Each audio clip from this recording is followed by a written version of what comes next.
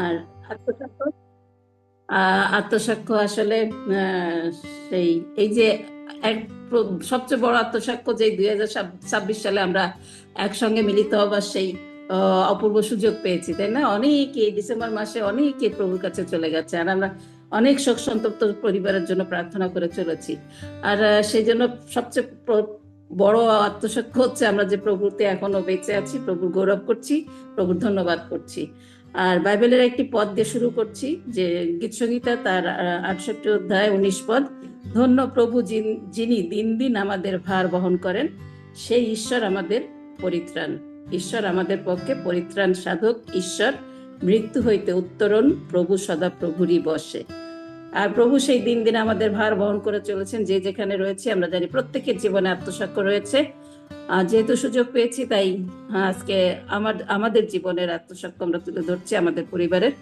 প্রভু আসলে প্রত্যেকটা দিন আমাদের জন্য, প্রত্যেকটা ক্ষণ তিনি সাজিয়ে রেখেছেন। আসলে যদিও জাগতিকভাবে যদি চিন্তা করি, বিভিন্ন ক্ষেত্রে হয়তো বিভিন্ন দুঃখ কষ্ট, বিভিন্ন সমস্যার মধ্যে দিয়ে আমরা গেছি, কিন্তু তারপরও ঈশ্বরকে ধন্যবাদ দিই যে তিনি আমাদেরকে ধরে রেখেছেন। সেই ঈশ্বর, তিনি আমাদের পবিত্রতা ঈশ্বর, যিনি দিন দিন আমাদের ভার বহন করছেন। প্রথমত ধন্যবাদ দিই যে তিনি এই পরিবারের যে আশীর্বাদগুলি করেছেন, আসলে সেই আশীর্বাদ মানে পাওয়া একটা বিশাল আশীর্বাদের বিষয়, অনুগ্রহের বিষয়। যখন আমরা প্রথম খুলনা থেকে ঢাকায় চলে আসি, 85 সালে আমরা ঢাকায় আসি, মাত্র 5,000 টাকা বেতন নিয়ে তুলির বাবা সেই বাইবেল স্কুলে জয়েন করে। আর আমি প্রথমে এসে কোনো কাজ করিনি, যেহেতু বিয়ের 1 বছর পূর্ণ হয়নি সেই সময় আমি ঢাকাতে চলে আসি। আর এজি স্কুলে যখন আমাকে সিস্টার শ্যারন ডেকে নিল, মাত্র 400 টাকা হাত খরচে দিয়ে আমি স্কুলে ঢুকেছিলাম। আর তারপরে বাইবেল স্কুলে আমার হাজবেন্ড, সে 16 বছর সেখানে কাজ করেছে।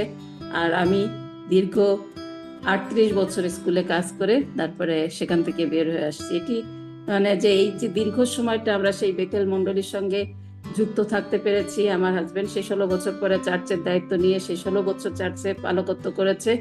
কিন্তু সেই প্রতিটি ক্ষেত্রে, মানে কর্মক্ষেত্রে বলেন আর জীবনের ক্ষেত্রে বলেন, প্রত্যেকের জীবনে কিছু না কিছু সমস্যা আসে। কিন্তু যদি আমরা প্রভুতে আসক্ত থাকি, প্রভুতে যদি আমরা দৃঢ় থাকি, তাহলে প্রভু সেই সমস্ত কঠিন পরিস্থিতি থেকে আমাদেরকে বের করে আনেন। আর আমাদের জীবন সেই সবচেয়ে বড় আত্মসাক্ষ্য সেরকম, যে প্রভুতে আমরা স্থির ছিলাম বলে আজকে প্রভু আস্তে আস্তে আস্তে আস্তে আমাদেরকে তার সেই আশীর্বাদের মধ্যে প্রবেশ করতে সাহায্য করেছেন। আমরা সেই অল্প বেতনে কিভাবে ছেলে মেয়েদের শিক্ষা দেব, সেই কঠিন অবস্থার সৃষ্টি হয়েছিল। প্রথমত মেয়ের সেই জীবনের আমরা দেখি যে যখন আমি যেহেতু 8-10 মিনিটের সাক্ষ্য, অনেক ডিটেলস বলা যাবে না, কিন্তু অল্প কিছু করে বলছি। যখন 2016 সালে আমাদেরকে সেই আমার হাজবেন্ডকে চার্চ থেকে অব্যাহতি দিয়ে একটা চিঠি দেওয়া হলো, তখন ছিল আমাদের জীবনের সবচেয়ে সবচেয়ে কঠিন পরিস্থিতি। যেহেতু আমার শ্বশুর ওই সময় প্রচন্ড অসুস্থ, আমি চার্চ থেকে যখন অব্যাহতির চিঠি আমাদের পরিবারে দেওয়া হলো, তখন আমার ছেলে কেবল ইউনিভার্সিটিতে ঢুকবে, এই মুহূর্তে আমাদেরকে সেই চার্চের সেই কাজ থেকে অব্যাহতি দেওয়া হলো। আমি স্কুলে ছিলাম, আমি ধৈর্য ধরে, আমি জানি সেই সময় আমার মুখে কোনো হাসি ছিল না। সবাই বলতো তুমি এত হাসো, কিন্তু তোমার মুখে হাসি নেই কেন? তুমি কি ঈশ্বরের উপর নির্ভর করতে পারো না? কিন্তু আমার নির্ভরতা ছিল ওই ঈশ্বরের উপরে, কারণ আমি ঈশ্বরকে ছাড়িনি।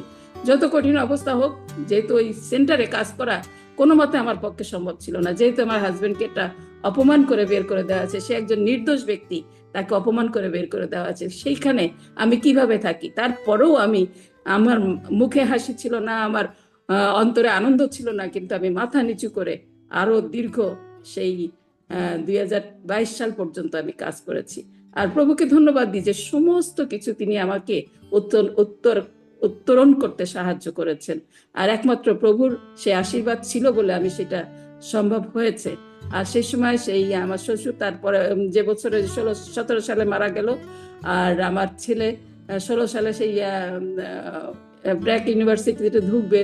সন্তানদের আকাঙ্ক্ষা থাকতে পারে যে বড় বড় জায়গায় পড়বে, কিন্তু আমাদের পরিবারের সেই সামর্থ্য ছিল না যে তাকে ব্র্যাক ইউনিভার্সিটিতে আমরা ভর্তি করি। কিন্তু ঈশ্বরের সেই অনুগ্রহে সেই সন্তানকে আমি সেখানে ভর্তি করতে পেরেছিলাম। মেয়ে দিয়ে তার বয়স হয়ে যাচ্ছিল, অনেকেই প্রশ্ন করতো যে মেয়ে বয়স হয়ে যাচ্ছে, কেন বিয়ে দেন না।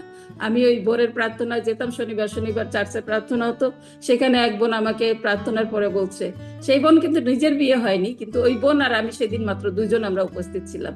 তা প্রার্থনার পরে আমাকে বলছে যে বৌদি তুলিকে বিয়ে দেন না কেন, অথচ তার নিজের বিয়ে হয়নি, সেদিকে সে চিন্তা করেনি। সে যে, আমি শুধু বলতাম যে ঈশ্বরের ইচ্ছা হলে অবশ্যই একদিন তার বিয়ে হবে।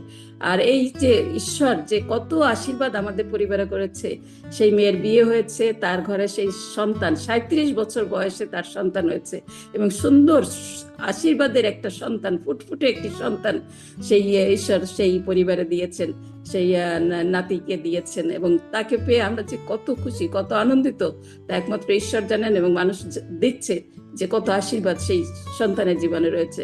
এবং দেখতে দেখতে তারা আগামী মাসে সেই আমেরিকাতে চলে যাচ্ছে, যদিও আমাদের জন্য কষ্টকর, কিন্তু আমরা ঈশ্বরকে ধন্যবাদ দিই যে তাদের জীবনের জন্য সেই সুযোগ। এবং আমার জামাই সে একটি চার্চের পাস্টর হিসেবেই সেখানে যাবে, সে বিভিন্ন জায়গায় ইন্টারভিউ দিচ্ছে, এবং সেই সুযোগ একটা কনফার্ম করে সে তারা সেখানে যাবে। এবং প্রভুর সেই আশীর্বাদ আমরা গণনা করে শেষ করতে পারি না। আমার ছেলে ব্র্যাক পাস করে শেষ করার সঙ্গে সঙ্গে সেই ব্র্যাকেই লেকচারার হিসেবে সুযোগ পেয়ে গেল। কিন্তু স্কুলে, আমাদের এজি স্কুলে ও লেভেলের ক্লাস নিত, তারপরে ব্র্যাকের দুইটা ক্লাস, ব্র্যাকে এই দুইটা কাজ করতে গিয়ে সে একটু মানসিকভাবে বেশ একটু চাপের মধ্যে পড়লো। তখন আমি বললাম, ব্র্যাক ছেড়ে দাও, তুমি স্কুলে কাজ করো, এতে করেই আমি চাকরি করছি যেহেতু আমাদের চলে যাবে। আমরা অনেক কিছু আশা, আমি জীবনে কোনোদিনও অনেক বড় কখনো আশা করিনি। আমি সবসময় ঈশ্বরের কাছে আমার একটা প্রার্থনা ছিল, যেন প্রভু আমার প্রয়োজনটা মেটে, আমার যেন অভাব না থাকে, আমাকে যেন কারো কাছে হাত পাততে না হয়। কারণ আমি দেখেছি আমার মায়ের জীবনে যে 7টা ছেলে মেয়েকে মানুষ করতে গিয়ে মাকে অনেক অনেক কষ্ট করতে হয়েছে। একজনের কাছ থেকে টাকা ধার করে নিয়ে এসে সেই আরেকজনকে কথা দেওয়া থাকলে সেই টাকাটা শোধ করেছে, আবার আরেকজনের কাছ থেকে টাকা ধার করেছে। এইভাবে মাকে দেখেছি অনেক সাফারিং এর মধ্যে দিয়ে গেছে। আর আমার একটি প্রার্থনা ছিল যেন কারো কাছে লোন ধার করা না লাগে। আর ঠিক ঈশ্বর সেইভাবেই আমাকে, আমার পরিবারকে এগিয়ে নিয়ে যাচ্ছেন, এই জন্য ধন্যবাদ জানাই। আর তারপরে আমার ছেলে এজি স্কুল ছেড়ে সে গ্রেস ইন্টারন্যাশনালে টিচিং করার সুযোগ পেয়েছে, এবং সে এখন ও লেভেল এ লেভেলের কোঅর্ডিনেটর হিসেবে কাজ করছে। তারপরে যখন সেই ব্র্যাক ইউনিভার্সিটি শেষ হলে পরে তার খুব ইচ্ছা সে মাস্টার্স কমপ্লিট করবে, কিন্তু মাস্টার্স কমপ্লিট করতে বাইরে যাওয়ার সেই যে টাকার প্রয়োজন সেই সামর্থ্য আমাদের নাই। তারপরে সে চাকরি করার মধ্যে দিয়ে স্কুলই তাকে সুযোগ করে দিল যে তাকে সেই মাস্টার্স কমপ্লিট করার জন্য, এবং স্কুলই তাকে খরচ দিয়ে এখন পড়াচ্ছে। লন্ডন একটা ইউনিভার্সিটির অধীনে সে অনলাইনে ক্লাস করছে, আর আগামী 3-4 মাসের মধ্যে তার সেই মাস্টার্স কমপ্লিট হয়ে যাবে। এইভাবে প্রভু এগিয়ে নিয়ে যাচ্ছেন। তুলির বাবা সেই চার্চ ছাড়ার পরে তারপরে বড় কিছু করতে পারেনি, কোথাও মানে ছোটখাটো একজন ডাকলে পরে সেখানে যায়, যে হাত খরচ পায় তাতে দিয়েই আমাদের সংসার সুন্দরভাবে চলে যাচ্ছে। ঈশ্বরের যে অনুগ্রহ, ঈশ্বরের যে ভালোবাসা আমাদের পরিবারের সঙ্গে রয়েছে, এটি আমরা বলে শেষ করতে পারবো না। অনেকে মনে করতে সবাই মনে করে যে আমি একটা বড় পরিবারের পুত্রবধূ হিসেবে আসছি, অনেক টাকা পয়সার মালিক আমরা, কিন্তু আমরা জানি যে আমরা কিভাবে বিশ্বস্তভাবে, একটা পয়সা অবিশ্বস্ত হইনি আমরা। আমি স্কুলে আমি সেই লাখ লাখ টাকার বাজার করেছি, কিন্তু কখনো একটা টাকা আমি মানে অন্যায়ভাবে কখনো স্কুলের কোনো খাত থেকে আমি নেইনি, বরং আমরা দিয়েছি। আমরা আমাদের সমস্ত পরিশ্রম আমরা দিয়েছি। স্কুলে চাকরি করতাম, মন্ডলীতে মহিলা অঙ্গনের দায়িত্ব পালন করেছি, 2 যুগেরও বেশি মহিলা নেত্রী হিসেবে কাজ করেছি, তারপরে পরিবারের দায়িত্ব পালন করেছি। এবং ঈশ্বরকে কত যে ধন্যবাদ দিয়ে শেষ করতে পারি না, যেটা আমার পরিবারে ঈশ্বর করেছেন। এইভাবে আমাদের প্রত্যেকের জীবনে সাক্ষ্য রয়েছে। আমি শুধু আমার পরিবারের বিষয়টি আজকে বলার জন্য মনোনীত হয়েছি, সেজন্য আপনাদের কাছে কৃতজ্ঞতা জানাই, ভাই আশিতের কাছে কৃতজ্ঞতা জানাই যে অদ্ভুতভাবে এই সুযোগ তিনি আমাকে করে দিয়েছেন, এবং আমার পরিবার প্রভুর আশীর্বাদের মধ্যে দিয়ে এগিয়ে চলেছে। ছেলের বউয়ের জন্য সেই আমরা প্রার্থনা করছিলাম যেন তার জীবনে একটা উপযুক্ত কন্যা সন্তান আমরা পেতে পারি। আমি ছেলে এবং মেয়েকে দুইজনকেই স্বাধীনতা দিয়েছিলাম যে তোমরা দেখো তোমাদের মনের মতো যার সঙ্গে তোমরা কথা বলে ঠিক করতে পারবে যে হ্যাঁ এর সঙ্গে আমি সারা জীবন কাটাতে পারবো, তোমরা শুধু আমাদের এসে সামাজিকভাবে তোমরা আমাদের বলবে, আমরা সামাজিকভাবে সেই কাজ সম্পন্ন করব।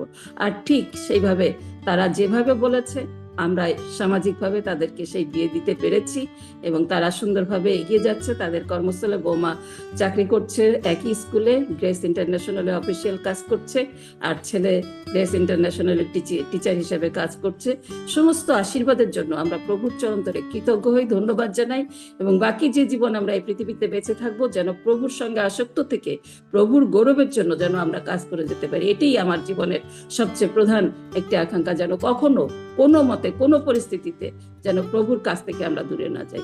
প্রভু ধরে রেখেছেন, তাই প্রভুর কাছে কৃতজ্ঞ, এবং বাকি জীবনও তিনি ধরে রাখবেন, আমার পরিবারকে ধরে রাখবেন। আপনাদের সকলকে কৃতজ্ঞতা জানাই যে আমাকে এই সুযোগ করে দিয়েছিলেন। অনেক দীর্ঘ সময়, 41 বছর হয়েছে আমাদের, এই সামনের মাসে 41 বছর পূর্ণ হবে আমাদের বিবাহিত জীবনের। কিন্তু ঈশ্বর এই 41 বছরে অনেক আত্মসাক্ষ্য আছে, কিন্তু যেটুকু বলতে পেরেছি আমি সংক্ষেপে, অতি সংক্ষেপে, খুব অল্প সময় এটুকু বললাম। ধন্যবাদ সকলকে, ধন্য প্রভু যিশুর নাম, ধন্যবাদ অসিত ভাইকে যে এই সুযোগ করে দিয়েছিলেন। ধন্য প্রভু।